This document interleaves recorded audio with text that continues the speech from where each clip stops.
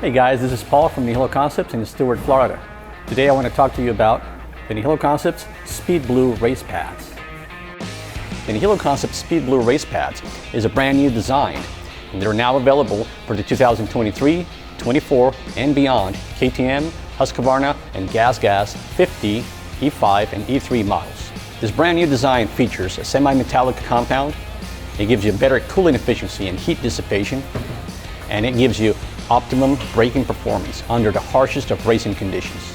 The installation is very easy. It should take you no more than 2 to 3 minutes. Make sure your caliper area is very clean. Very important to know, behind the pin, there's a little C-clip.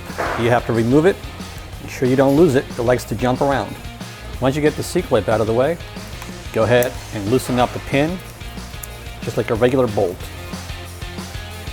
Once it's loose, pull it out, remove the pads. There's a small spring that keeps the pads away from each other.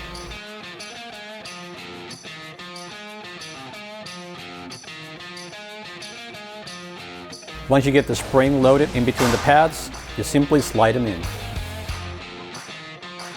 Make sure to put a little bit of grease on the pin. Snug it down